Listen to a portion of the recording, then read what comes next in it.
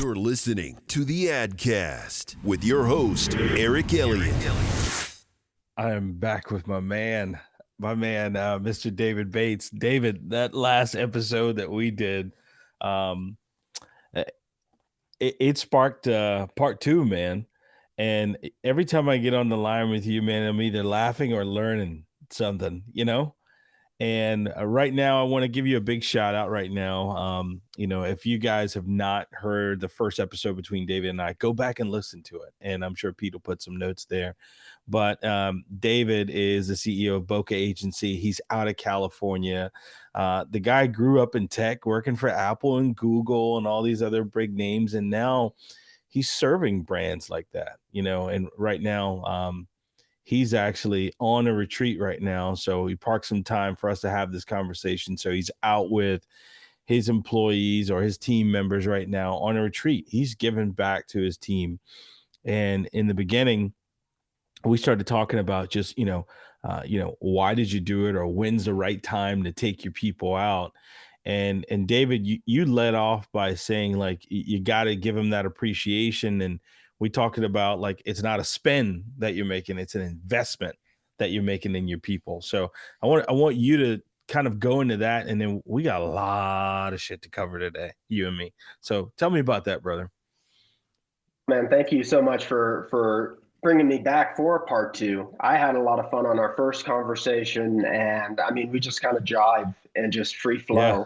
Which is great, because I don't have a good sense of filter, and I just sort of like keep fucking going no matter what. But I think it's so it's a lot of fun, and I appreciate just being on here to be able to talk and shoot the shit. Yeah, man. I think the investment. I consider any there's anytime you're tackling things in your career or professionally, right? Mm-hmm, whether it's should I take this job, or should I go back to school, whether should I spend this money, like, investing in yourself is never a bad investment. And then, right, carry that over to when you actually have a business. Investing in your employees, investing in your team is never a bad investment. Right. And so because your team is the one that's going to do the work. You're the one that's going to, make sure that investing in yourself, if you go to school, it's up to you. It's your responsibility to make that investment like profitable or fruitful or what have you. And so you want to invest in these people, and culture is such an important part, especially as we move into this hybrid or remote world. And for Bokeh, we're truly we're 100% remote now. So the challenge is, some of the most unique aspects of our agency are things that can't be quantified, visually in the work or the clients we work with. It's really the people. It's really the relationships. It's really how we get along with each other. It's that lighthearted brand of sarcasm that we practice with each other, which you can only really experience like in person. You get some of it online, right? But it's just not it's not the same. Yeah, it's not the same. And so, because those are the interactions that build loyalty, right? And any employer knows, whether you're an agency, whether you are a corporation, right? Like, the biggest cost of time and effort is finding good people, training good people, getting them up to speed, and then keeping them, right? And so, the salary, benefits, all of that, like that will bring somebody on board. But what gets somebody truly invested in your mission and truly invested is the connections that they make with your people. That's true. And so that's something that these sort of retreats, which we want to make more of a habit, are so important and vital for us to do. It's also a reminder that we do this work for more than just the paycheck. Yeah. You got to have a mission that everybody's standing behind. Now, I want to jump into this again. You said that you guys are 100% remote. Now, there are some people who love the remote culture, and then there's some people who are like, yeah, it's okay. And then there's some people who are like, I'm totally against it. Okay. So now, what are some things that, that you've learned by being 100%? Can you still operate effectively and efficiently by doing things? you can be extremely effective and extremely efficient, and we have been, right? I think, where we want to continue to improve is increasing the frequency of, when we're able to bring the team together or bring Mm-hmm. people together in the field if there's a production, and then being able to be more intuitive about when certain parts of the workflow, Mm-hmm. or if a campaign is big enough to justify it, when it makes sense for us to just like go out and meet in person, right? Yeah. Or like Yeah. meet and do that workshop with the client in person as opposed to completely remote. And for myself, when it comes to building relationship with clients, like I'm making that effort to try to like break out of the screen. Mm.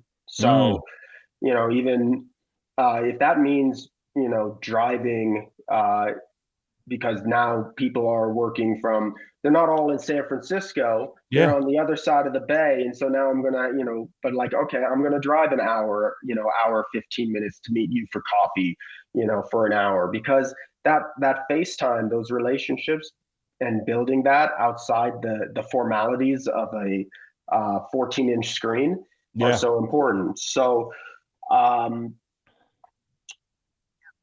You, you, fucking kn- went you, on a tangent there. no, you're good. Like I think another thing too, David, is that even some of the brands that you may be doing business with, they too are not, typical behind the desk like they were before. So it's all changed that much too. So I see the need to really get out and kind of, let's just say, press flesh, right? There's definitely a need to press flesh. Generational shift there's a generational aspect to this too, Hmm. right? I think millennials and zoomers and younger, workers are just generally more interested in living in a frictionless world, living in a more agile world, a world where they can make the decisions on where to move or where to work or how to interact. Like we don't want to necessarily be, I mean, millennials, we've been, we've lived through 3 recessions, so we don't really want to be tied down to anything anymore. Like we're so scared of anything that requires debt or being in place. So the ability to move and work remotely it can be extremely helpful to somebody's bottom line. So I think that's one thing to consider, is there's a generational component to it. But just Yeah. the other thing is, you are, when it comes to hiring, like there are going to be some people who are just not as interested in being completely remote. They know Yeah. that it's not as good for you, and you respect that, and they're probably not the right fit, right? Even if the most talented person. So we know going in that actually one of the criteria is that person who their life, their fulfillment, all of that is going to be enhanced by working in a culture that gives them that flexibility Right. to be able to balance life and work on their terms, and give people. And I think, the right person appreciates that. Well, can you still be creative even though you're remote?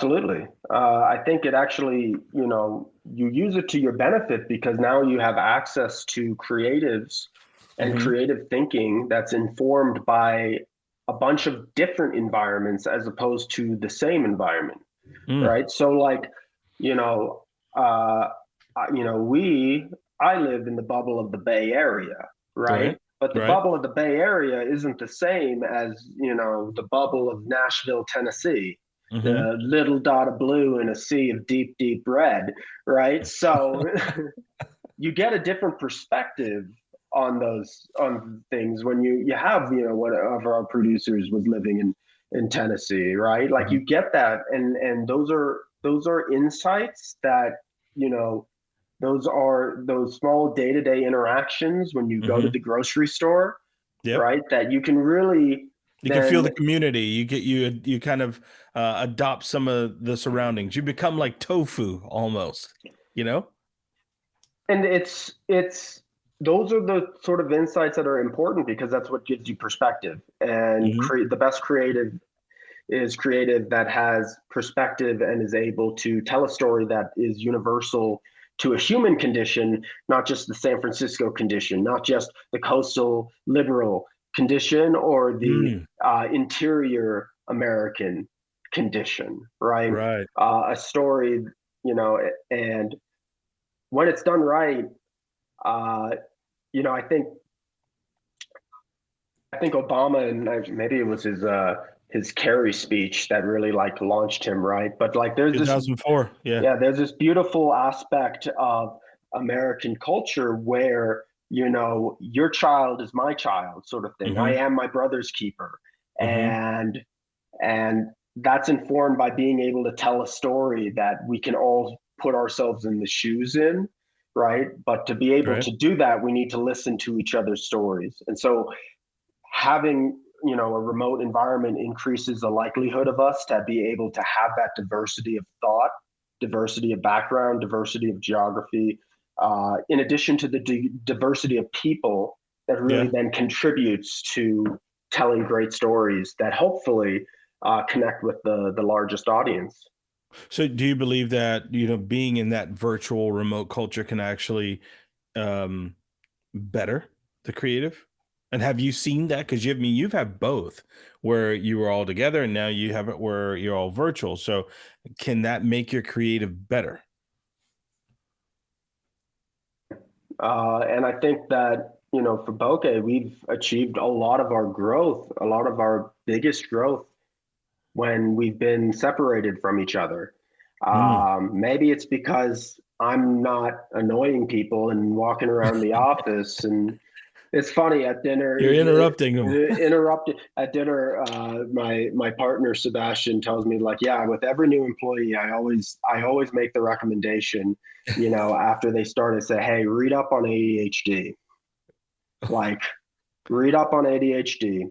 Trust me, like he is incredible, but he's going to frustrate the shit out of you if you and I found, to me, it's it's like a bittersweet thing, because I hate to think that people have to like, compensate for some of those things in me, but at the same time, I appreciate the empathy to do that.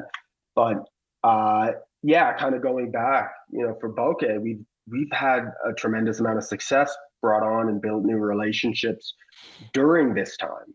And we've had to learn how to be creative.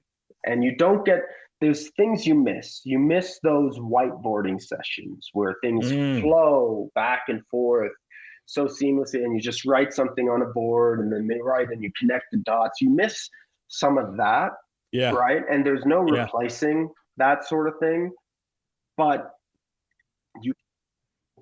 you can still create. You can still talk on the phone. You don't always have to have your video playing. You can walk around.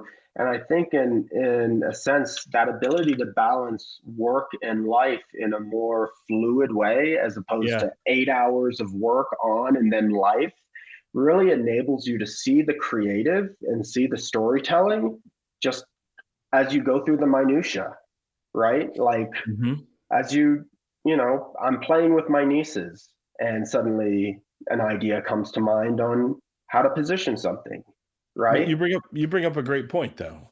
It's almost like and you and I talked about this a little bit before things started, like where you just talked about like playing with your nieces, and then something can come to you, and then you can run to your computer or whatever, and you can start working. But like, how is it with like being remote, the whole creative, we talked about creative. I want to dive into that a lot more, but then now it's not like it's like we're pitching anymore. It's almost like we're either talking or telling stories, but then, you had an interesting approach on that I wanted to come back to. We'll be right back with more of the AdCast after a word from our sponsor. So working with the craft crew from the get-go was very easy. Dealing with Eric right on the front end, I think it was Thanksgiving Day, and he was emailing with me. Not that I expected him to return my emails. That's just the kind of service from the get-go that drew me to this company and ultimately led me to selecting this company. And then dealing with Terry and some of the other guys who were very professional. They walked me through the process of what this video production procedure would be like. It was very helpful and very comforting knowing that I would be taken care of and guided through this process.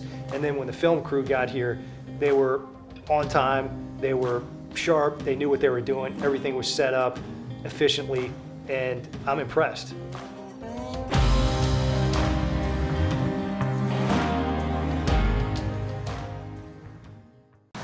You know, when I was growing up, I remember this contractor by the name of Henry.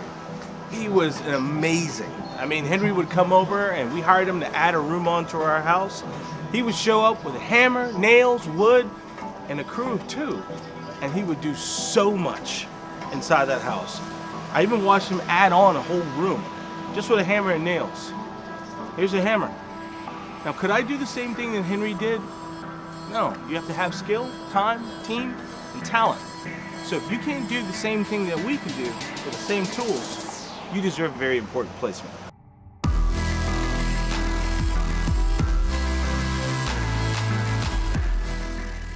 We always want to lead with creative. And so what that exactly means when it comes to leading creative, everybody has a different interpretation on.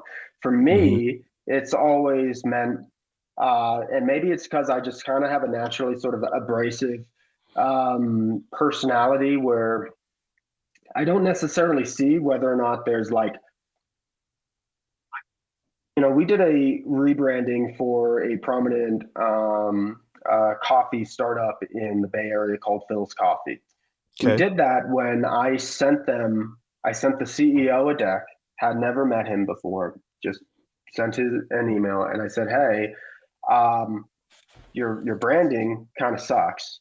And I mean, that's kind of the like, it's like there's so many things like, but what I meant is like, I know your story. We're both from the Bay. We're both we're both Peninsula kids, right? Like, okay. And I can't connect your father's story with what I'm seeing in the store, and it like breaks my heart because this is such a powerful story, right? And so this is the way that I'm thinking about it, and this is just a couple of little design brainstorms, and I just want to send this off as food for thought. Right. So hold on. You just sent the deck, or you sent like kind of a little bit to make him think like, wow, I need to pay attention to this. So you sent him a little taste of something. No, I actually sent him a deck because I didn't honestly know. Like, this is really early. This is when I didn't realize that the deck that I was sending him was essentially mapping out an entire brand strategy, and that I essentially kind of did all the work that then they would work with us to do, but like I already had all the answers because I already just wrote them out, right? Right. Because that was a big lesson for me too, to learn what brand strategy was. And I was very lucky to have sort of a mentor who used to, she used to be a VP of creative at Starbucks and Target and all of that. And, oh man, you're the leg up. I mean, well, this is the serendipitous connections that you make by shooting somebody a message on LinkedIn and asking if they want to grab coffee. Yeah. And, her thing was like, this is not rocket science. This is just leading a horse to water. And this is just storytelling. Wow. And, I used to get very intimidated by that word strategy. What's a strategy? What is a strategy? And it really is just storytelling. And it really is just having empathy for people and understanding it. And so anyways, I kind of use that, I bring that Phil's analogy up because we led with creative, we led with an idea. At the very least, the hope was that it would facilitate a conversation, which it did. It also facilitated one of the, most endearing compliments that we've ever gotten, which is like, it feels like you know us better than we know ourselves. Damn. Right. And so from a cold email that built a relationship that then spurred with us actually working with them to, redo their brand strategy and explore, their brand identity. Yeah.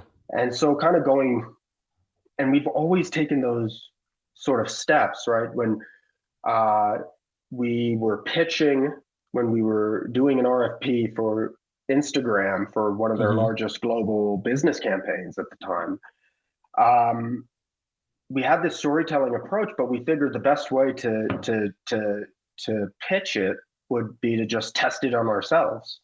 So we just created a film to test it on ourselves, right? And that became part of the pitch. But so there was always this sort of practice of just like, using our creativity to hopefully, that was in the context of the pitch, the Instagram one, but a lot of times I'm just trying to use our creativity, whether it's an idea we had for a post, or we're testing a cinemagraph, or we're testing a new storytelling technique as a way to, like, if we're going to test it, let's test it with a brand in mind, and let's see if we can use that as an opportunity to start a conversation. And what I found is that those conversations tend to be much more casual and more interactive, more engaging, because it goes into it like, I don't know your brand. I don't know what you're doing internally. I was just thinking of you, and I would love to learn. I would love to meet. And if anything, I hope this maybe could serve as maybe some food for thought or inspiration, or it's complete trash. But just know that I was thinking of you. And that idea of like being, I mean, I think people tend to be maybe tickled by that. I think, also, you told me about what Phil said, the Phil's Coffee person said, their brand well, but it can also kind of break down some walls because they don't see you as pitching now, because now the talking turns into a conversation versus a pitch. Because I think when people are being pitched to, they are reserved, if you know what I'm saying. They're a little reserved, they're a little standoffish, they got their guard up, versus that conversation. Now they kind of lean in and listen a little more. Is that kind of how it worked out? I mean, yeah, the idea is to try to break down the wall so that we see each other on the same team or on the same level. Because like pitching just sounds like marketing speak, right?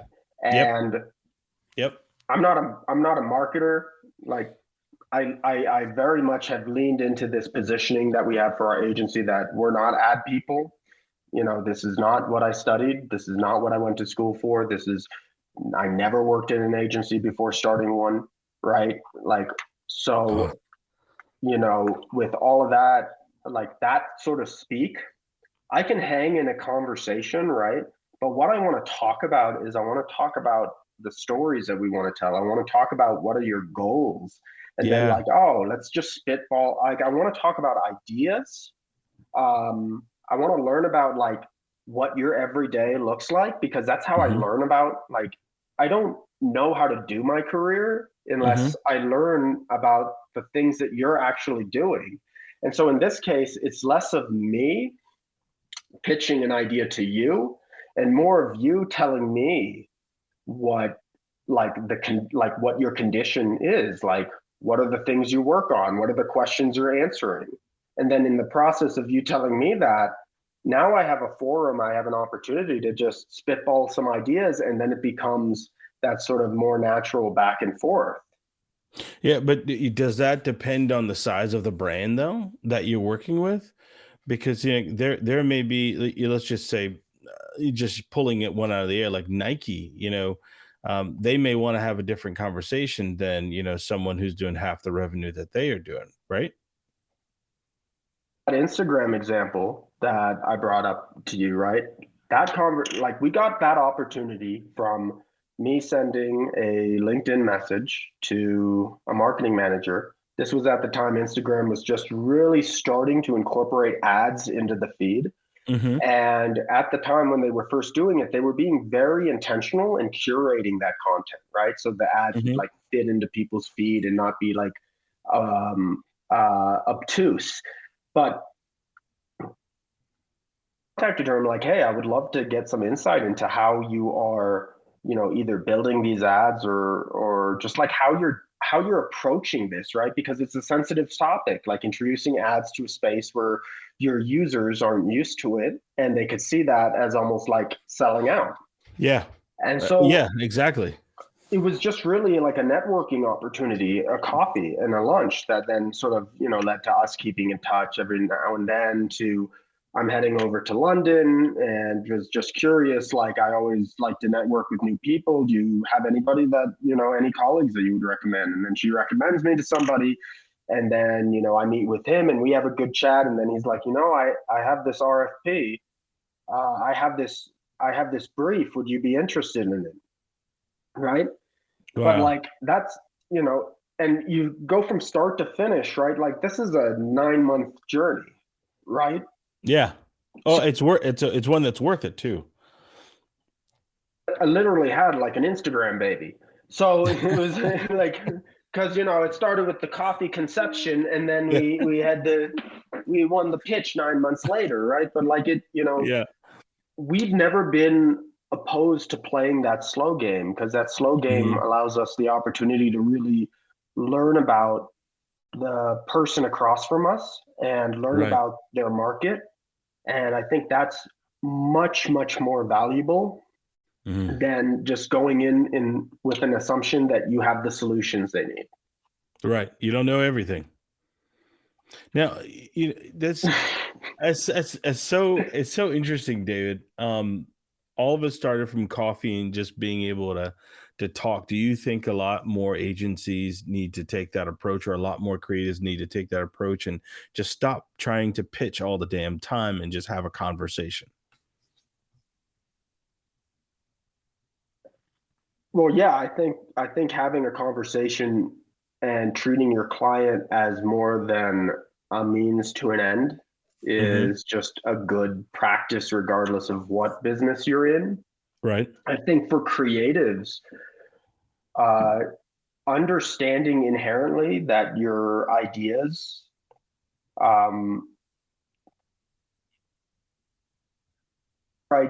as a starting point for conversation, as opposed to using your ideas as I want to sell this. Those are two very different sort of things. So we just completed a spec project that we did internally. Okay. Story, and we absolutely love this story, right? The story of a taco truck in LA, a pair of brothers. They started this taco truck, and they realized that it wasn't going to work unless they had their mother's tortillas. Their mother lived in Tijuana still. So what did they do?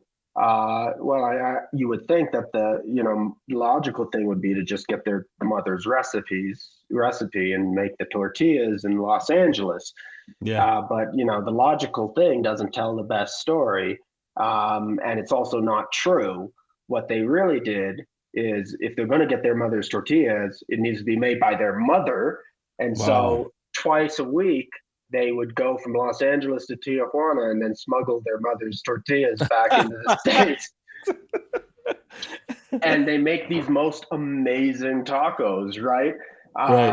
And we just love just the authenticity of this story, and just, and it was very like, the older brother went to his younger brother and said, on his 18th birthday, and said, "Hey, I can give you money, or we can start a business. What do you want to do?"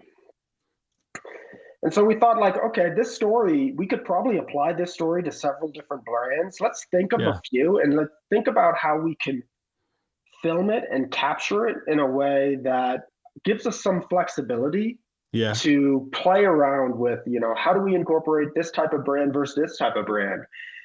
And now, we have this, and we've tested it on a couple of brands, but it gives me something to start a conversation with.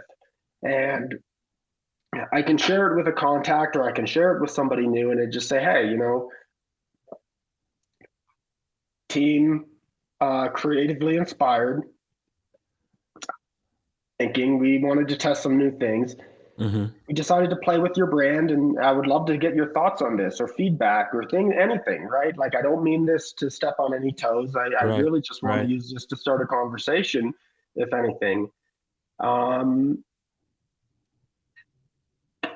I go in with the expectation that, and my team knows it too, we're not trying to sell this. If it leads to a campaign, if we create a whole bunch of business stories telling about taco trucks and sushi trucks and boba trucks and all the trucks, super, right? But we know that this is essentially made to, I don't want to say made to fail, but made to go nowhere, except hopefully get me in the room to talk to people and learn more about what are the stories they really need help telling.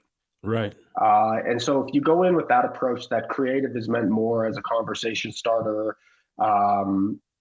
as a conversation piece, as opposed to going in and trying to, make something that's going to hopefully sell something. Uh, that's what I would like to see more, maybe agencies, more creatives do, because then it shows attachment on their own work. And that's kind of the hardest thing for a lot of creatives to escape from, the ego of like, I made this. Oh yeah. And this is what I want to create. Right. Oh, David, who gets to be creative though? It's, I think one of the things that you and I talked about last time we were on our one episode, we talked about the show Ratatouille, I think it's a Disney movie, and the chef Gusteau said anyone can cook, right? And in this, we're saying, anyone can be creative. So in an idea like that, like the one you just gave me example of the spec spot, and being remote, it takes a lot of coordination, but then, who has the ability to create? Who do you allow to create? Is it everyone? Everybody contributes. I mean, obviously, you still have somewhat of a structure in place. We have a creative director. We have a producer, right? We have our chief creative officer, but ideas off of each other, right? And perhaps one person is taking ownership to decide which of those ideas to incorporate and which not, right? And that's the final cut that we give any creative director. But and we're kind of like using, so in that dynamic for a spec piece, right? Like where I come into play, I can give some feedback on story and stuff like that. But where I come into play mostly is like, okay, if we want to incorporate a brand, what's a good way for us to do that in a way that doesn't feel jarring? So it is a collaboration inherently. And we all take mutual ownership of the creative, knowing that we also trust a teammate to make certain decisions and have that certain final cut.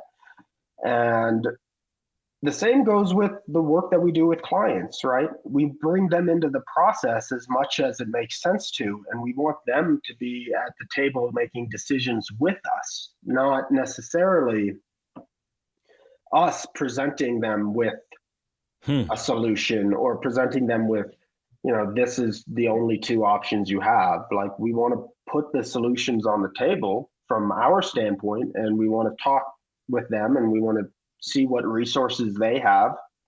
And so you break down the process pretty much for them. Active creating as mutual and as collaborative as possible. Now, collaboration is such an overused word. Right. We really see ourselves as an extension of whoever we're working with. And so, when we are working with, or whether it is Google or whether it is Airbnb or anything like that, for that project or for that campaign, for that brief, right? Like, we are on your team. Got it.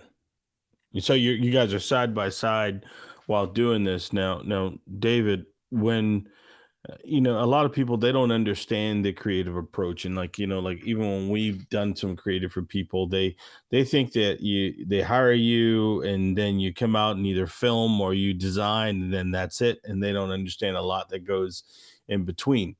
Now, I want to ask you about, like, with creative, does it open up ways for you to kind of like increase the talent pool? And I think it's almost like, I see this as, now that we're talking about like the beginning of our conversation with being remote, does this help you with the talent pool and being remote and creative and all? I mean, how does that help, David? Access to just a wider talent pool of creatives to consider, which I think is actually, there's a big conversation right now, in the industry when it comes to diversity, equity, and inclusion. And all of the different ways, how do we open up opportunities for people? And I think we could actually use this remote work world that we're living in to get at the heart of, being able to create more opportunities and more access to creatives in more places. And that's ultimately going to benefit the work. because if you have teammates that are not in the same bubble, I'm in what Fox News would consider the San Francisco liberal elite bubble. And so, when you're in the liberal elite, coastal elite bubble, you need some perspective outside of that, because we're obviously speaking to more than one type of consumer or more than one type of American. Yeah.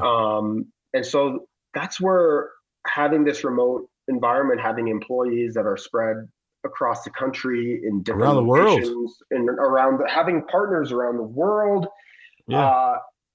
where that's become such an important and such a plentiful resource for us, because we can test. If we have an international campaign, I can call a producer that's in that country and test an idea on them, and they could say, "Oh, no, that would not resonate at all because we don't think that way."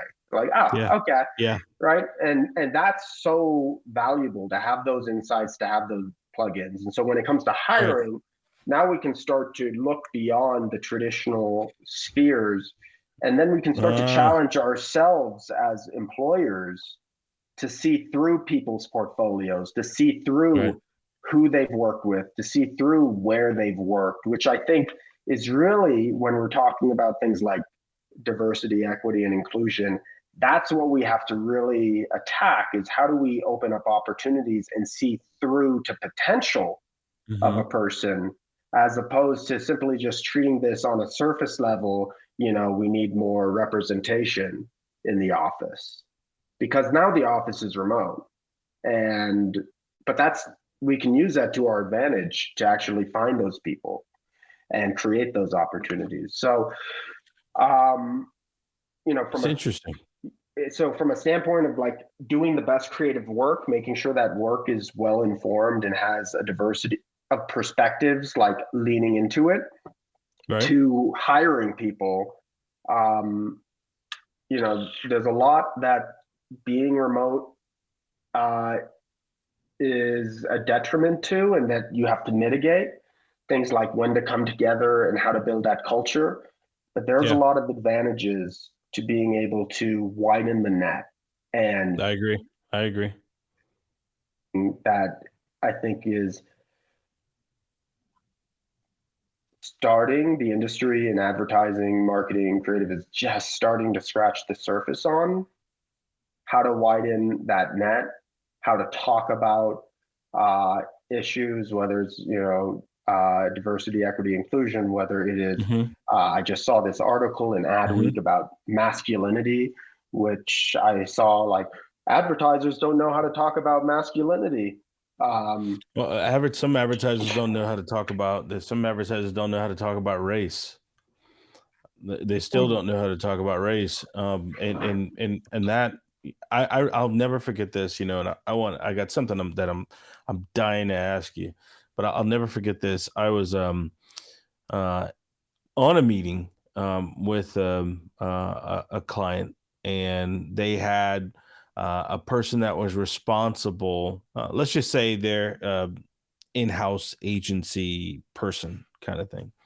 And this person was talking to me about gaining more business from Black people, because the majority of their business was Black people. And I was telling him that, there's two things that, that he needs to understand. And I said, it's not a color thing, it's a culture thing. You need to understand culture, is what I told him. And he argued, and I said, well, what research do you have?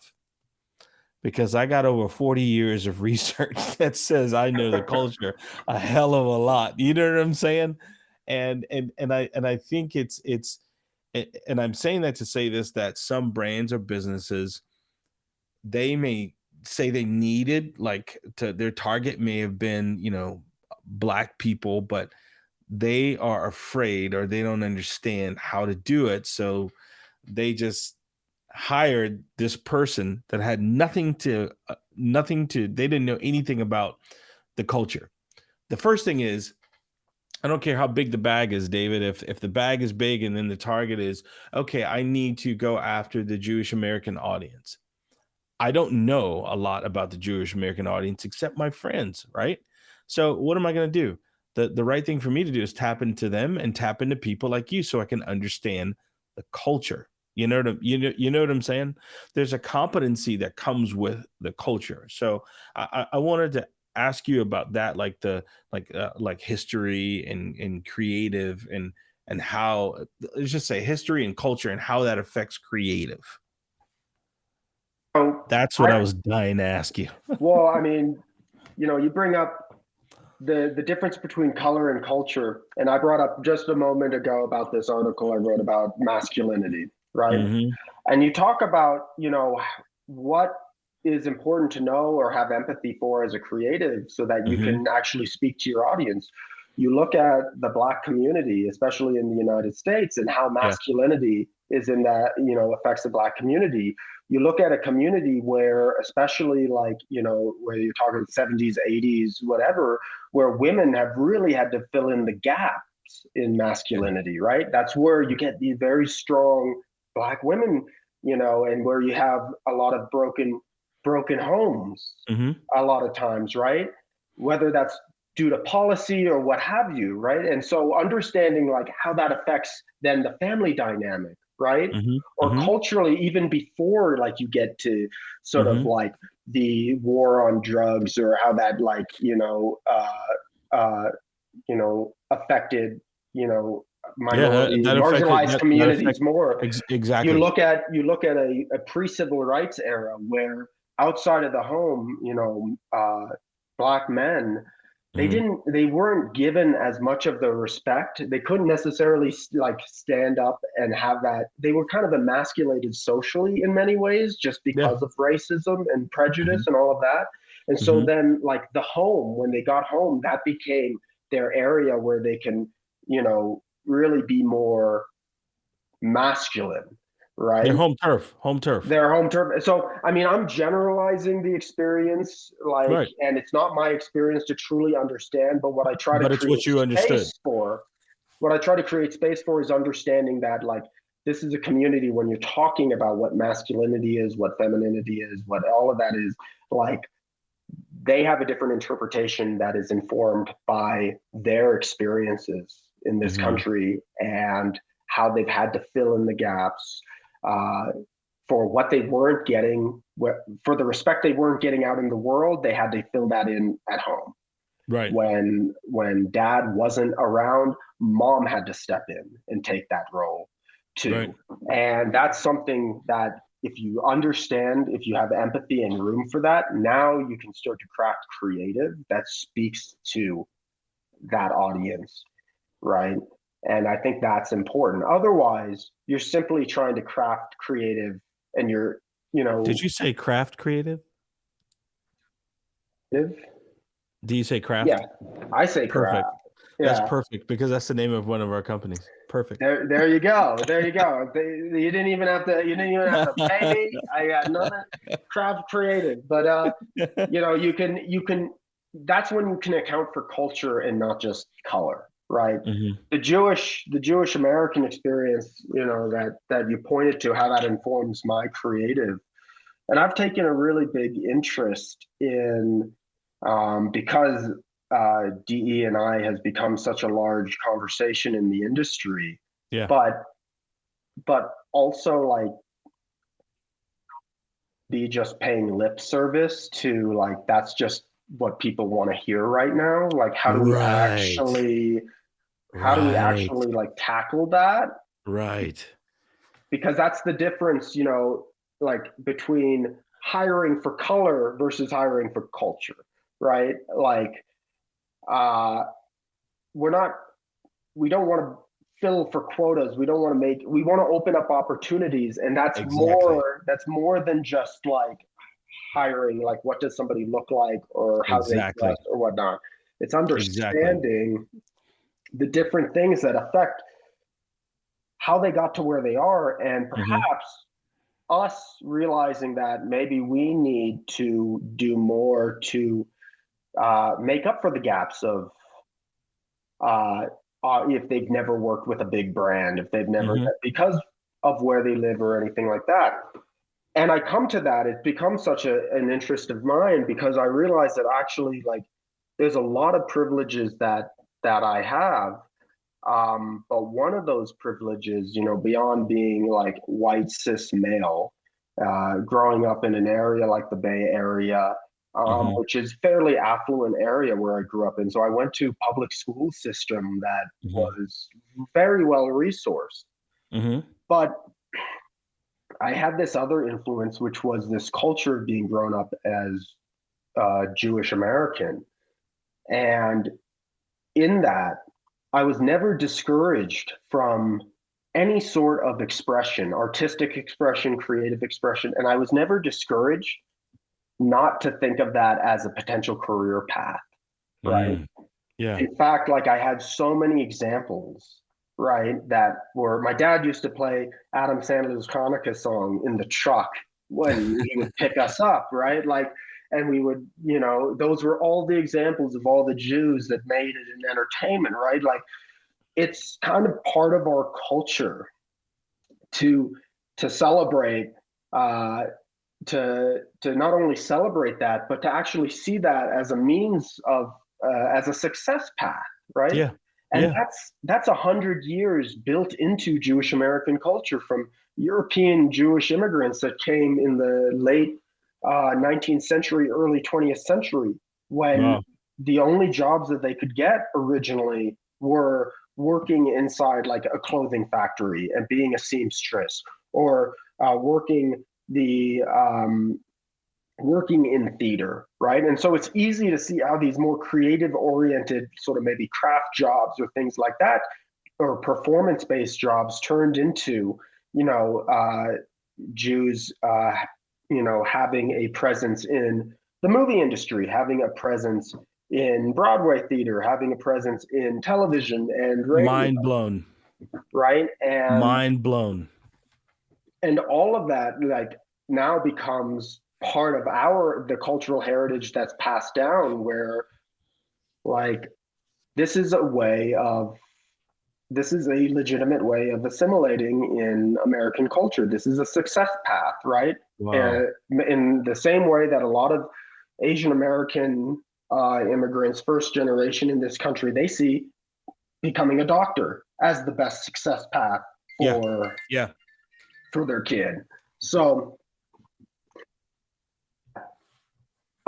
is extremely humbling to know that like I was a beneficiary of that, even insofar as it's not like my parents said like, oh, you can do it. It's just the fact that they didn't discourage it. And, they didn't discourage it. And if it was something that I wanted to do, then they did their best to empower it. That in and of itself just makes a huge difference in the development of any kid's life, especially a career. Oh, absolutely. You know, and it's funny you said that, because it wasn't like they just kind of work with what they were given is what they did, you know? And I think now this is such a great conversation too, David, because a lot of people, they're afraid to touch on something like that. And in that, when I said mind blown, that kind of lets me know, like when you said a lot of, you know, Jewish Americans were kind of forced to the arts, and that's why you have a lot of them in the entertainment or even in the film industry right now. So I mean that explains a lot. I never understood that, David, but that's a great history lesson there. You know, we talked about like, you know, the future of agencies before, and how the remote culture, and I interviewed someone the other day, and they have like a 300 person agency, and they're 100% remote, and you got to have a hell of a lot of structure and good people behind that, and what you're doing now by taking care of your people. One of the questions I have for you is like, where do you see agencies going in the future, David?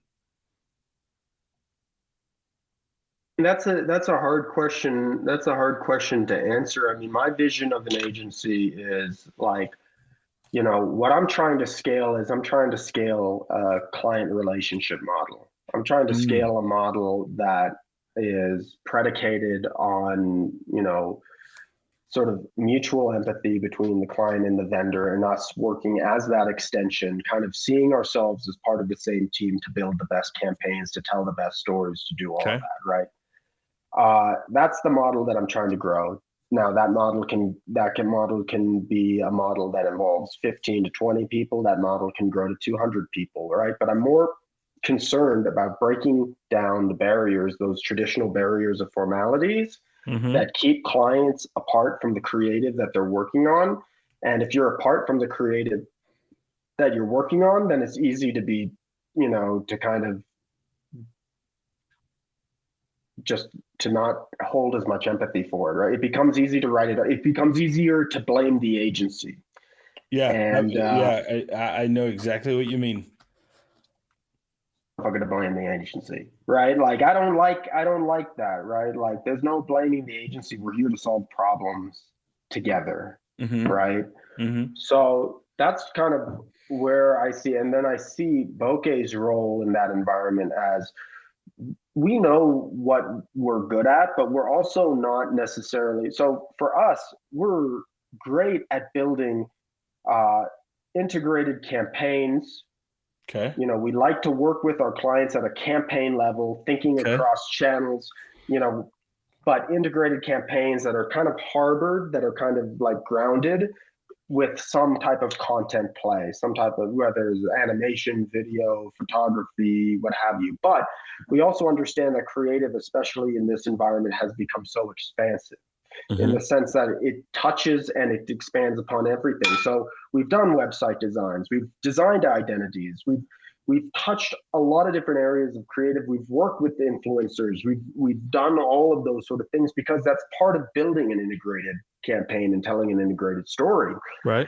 We want to be that person that a client trusts to not necessarily do everything, but to help them connect the dots and bring the right partners to the table. And so I see a lot of successful relationships moving in that direction, where instead of working with one sort of agency of record, you kind of almost work with like a conglomerate of like maybe smaller, more boutique companies that all know how to interrelate and work with each other and communicate with each other, and sort of like naturally break down. Got to play nice in the sandbox. It's funny you said that. I got a call from someone in Rhode Island about an hour ago, before you and I started talking, and that was the main topic of conversation. It was like, he said, I have a client that loves your work. and he said, I'm making this call because what he's asking us to do, we can't do it. And he loves your work. How do we partner? And he said, I'll be honest with you, I don't want to get cut out. And I said, look, man, that means a lot, And that's where you have to play nice in the sandbox. So, I mean, I think exactly what you're saying, it makes a hell of a lot of sense. I've never had the standpoint of, white labeling and I think this is kind of also part of the unique way that Bokeh was grown too, where off having direct relationships with the partners that we work with. So I never worked with an agency above us, even though we were like tiny. In transit, that's how, like, if I went to a Goodby or something like that, when it comes down to like, doing the production, they could outsource that to another agency. Right. Or that agency, or another two agencies. And it becomes this chain of agencies. And hopefully along the way that you're dealing with a good one where you can still play nice in the sandbox, like we talked about. But then, like, at that chain of agencies, I don't have necessarily access to the client. I'm not in the room with them. Yeah, so they can't. It's almost a telephone game. If you come up with something, you can't really relay the message the right way because you're going through somebody who's going through somebody else. And that, I think is always the most frustrating and the most annoying thing in creative, is to have to rely on somebody else to communicate your creative, right? Yeah. And so, having not been in that position,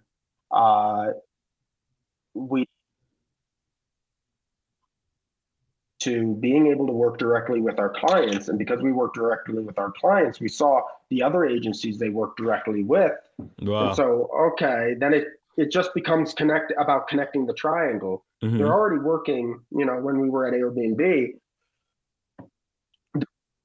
okay, on doing all of their product marketing content, all of their content for this launch. They're also working with, this agency Kodo, doing all of the brand identity for this launch. Let's just connect the dots and together.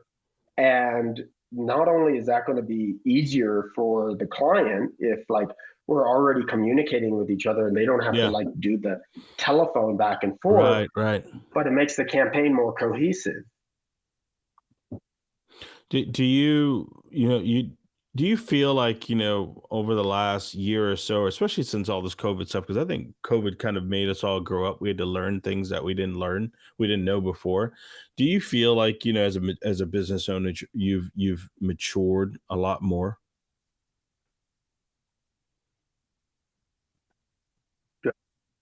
A lot more. I don't know. I'm like the most fucking immature son of a bitch. No, you're not that immature, because I can tell you said something early in the call that I was like, damn, Dave, that's pretty deep. And you were talking about like your partners, and you were like, this person does that. I mean, I know this is standard business practice. You were talking about like one person does the financials, the other person does this, and and I focus on my area. I got an ultimate decision, but still, it's like that takes business maturity to know when to say, hey, you got to do this, I got to do that, and we can partner together and just make this work. What the pandemic, what working remotely has really done is it's forced a lot of trust and really just relying and leaning into, we can't be everywhere, quite literally. Right. And we can't even be in the same place. And so I need to trust that my partners are making decisions. I need to trust that my employees are doing the work. Now, you won't always get that. Sometimes you'll have an employee who's not work responsive, right? True. That's true.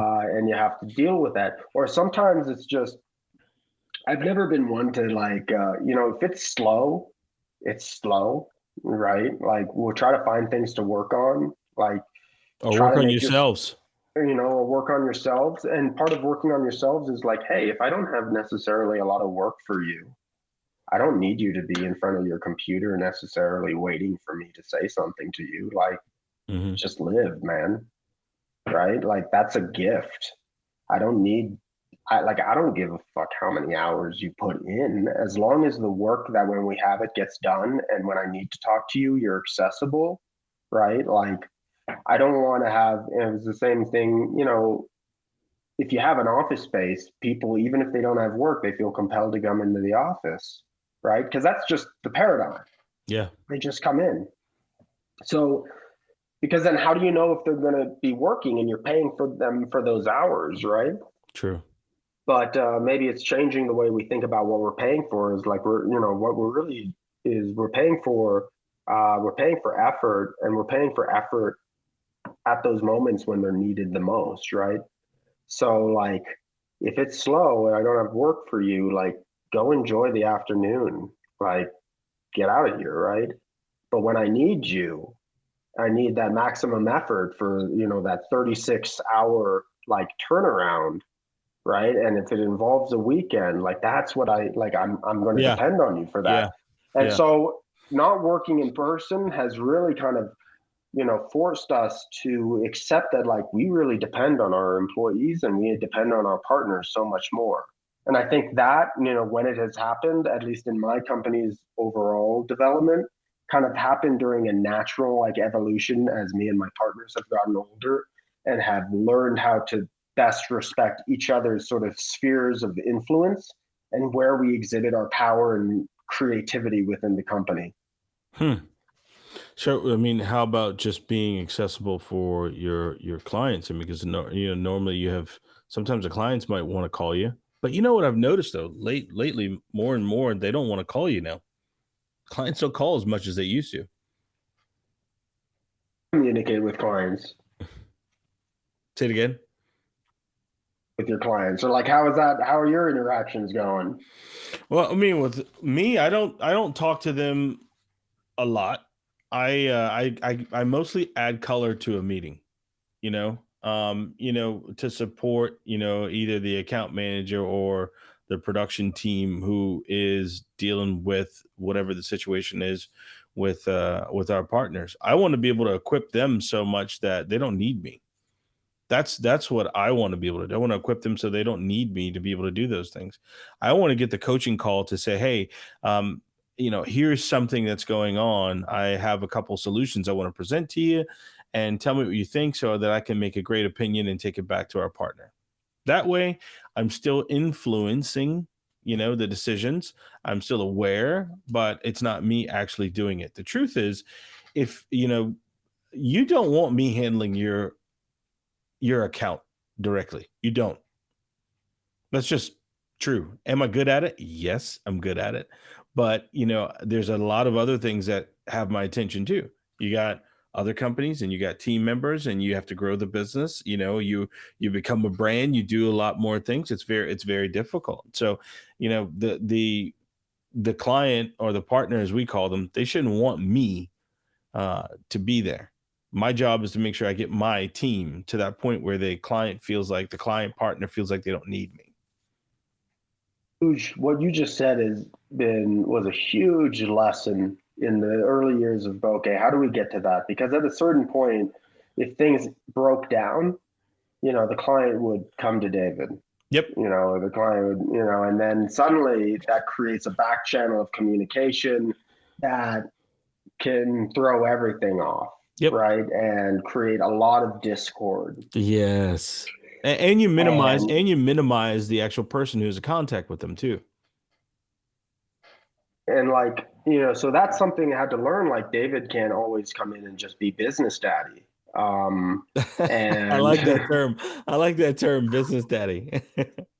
I have to trust, I'm there if there's really if there's really a problem or miscommunication, I can come in to add color, but usually I'm just coming in to add levity. If anything, that's kind of the position that I want to be in, where it's just I trust my team so much, they have the shit on lock, so then I can just come in and crack jokes. Yeah. And support them at some point, and there's going to be somebody who's going to listen to this podcast and they may not agree with how you say it or I say it, but at some point, I want to, I'm not building a practice. I'm building a business. And I'm not building a practice where everything is centered around me and I'm that guy that you need to come to all the time. That's a practice. That's a dental office. I'm building a business where we got processes in place and that people can learn to be successful and also be effective in their position. I want our team members to feel the weight of their position and own it. And when they own it, they get rewarded for it, like you. I mean, we went remote in January of this year. And it all started for us when, I had 3 long-term team members who had been with me within the span of a year. I'm talking some 3-year people and an 8-year person. And when they left, it was, for me, it was like, holy shit, I need to get my stuff together, And then I had to think the world's changing, but I did not. I stood still while it was moving. And you pay the ultimate price by losing your biggest investment, which is your people, So I had to shape my ass up. And, there's some things that, I got to change my thought process on and grow and mature. But I've learned to listen more.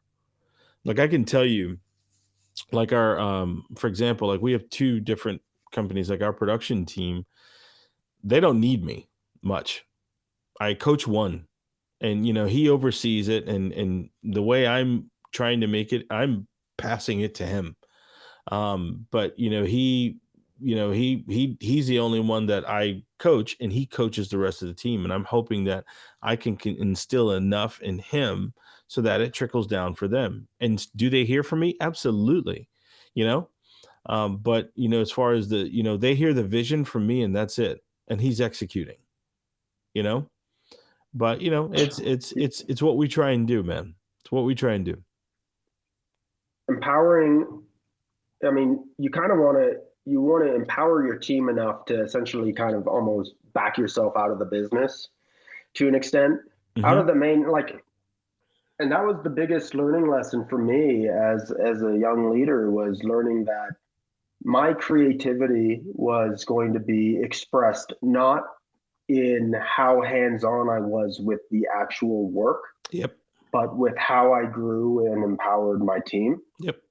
And that's why, like, to this day, you know, if somebody says, hey, what is the proudest project or enter something in your career, the thing that brings tears to my eyes, what I say is the proudest moment, was when my business partner, Doug, when he told me that he was engaged.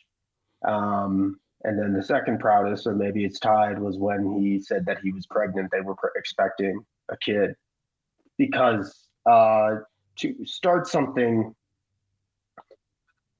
notion of what it could be, and then grind together, and just build, and know the faith that he invested in me and the faith I invested in him, and to see him reach a point where he felt secure enough in what we had been building and what we built together to take those really big steps in another part of his life. Like, that is, there is nothing that can really supplant that feeling to me. No, that's awesome. There's no work or reward. And so that's what we're, you know, is we're trying to build something that supports people and ultimately that empowers people to do the work for us. And it's a journey to learn how to let go, and it's a journey to love. But once you do, you realize that, like, it is also just trusting yourself. You hire these people, right? You hire these people. You calculus. What the fuck did you hire them for if you're not going to let them do the work? You're like, if you micromanage, if you disempower, anything like that, you're not just affecting them. You are questioning yourself, and you're questioning your own discretion to hire people. You saw something, you have to kind of commit to it. You have to see that through. You have to give it the opportunity, because otherwise, like, it's not just how it affects them. I mean, that's probably the first thing you think of, but it's actually what it says about your own confidence in yourself and your decision making. You know what? I think we're going to end it here, but I'm going to leave it with this one last phrase that one of my good buddies said. He said, you got to let go to grow. Oh my God, I might steal that. You got to let go to grow. You know what I'm saying? David, man, you know, it's always amazing talking to you, man. Always. I enjoy it so much, man. You know, I know we stayed in touch on social media and things like that too, man, but I'm proud of what you and you guys have been doing at Bokeh. And also, man, you've been off the social scene for a little bit too, right? And you just popping back up on social media. I saw something saying, here's what we've been working on. And we are kind of notoriously bad at keeping things like up to date, but we're trying to get back. We're about to launch our new website within the next week, which I'm so excited about.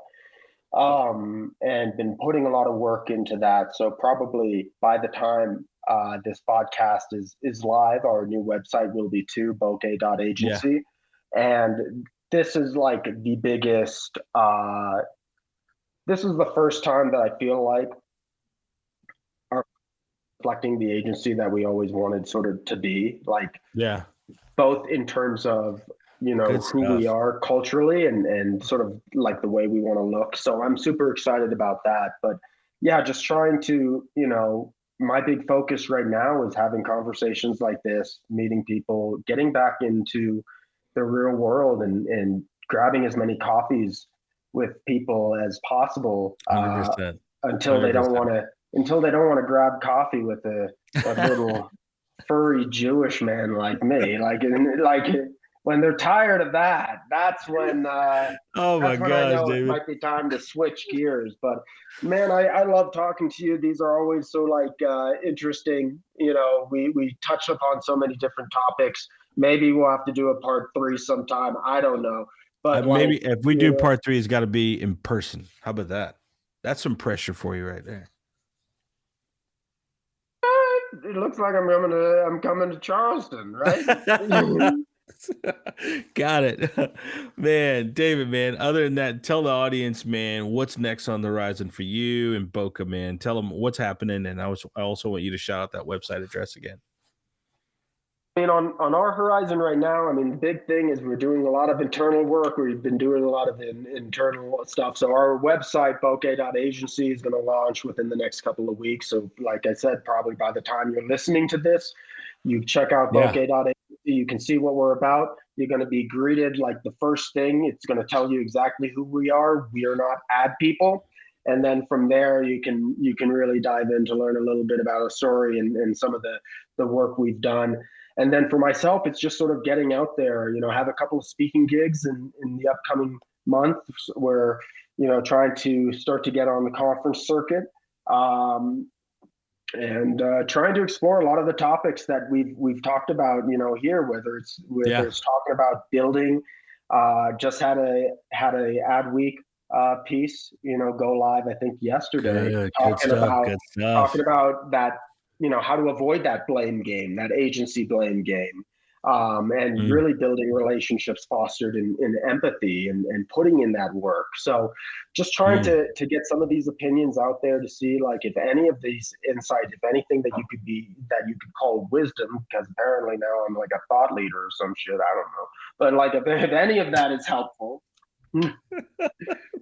Oh man, that's awesome, man. David, man, it's so good to talk to you, and I want to thank our listeners for giving us their most valuable asset, David, and that is their time. Again, go follow David and his company. He runs a great shop, man. He's an even better guy, and he's funny as hell. So check him out. I want to thank you guys again for listening to the AdCast. If you think this podcast has been great and you found some use into it, share it out. Give us a rating, because I know David's going to do that as soon as he's done. He's going to give us a podcast rating too. All right. This is the AdCast. Hey guys, I'm back. I hope that you enjoyed that episode of the AdCast. If you didn't, go online, give me a review, and tell me how you want us to make it better for you. And if you did, give us a 5-star rating anywhere that you listen to your favorite podcast. But I want to thank you for your most valuable asset. That's your time, and thank you for listening. Enjoy the AdCast, and stay tuned for another hot episode coming up soon.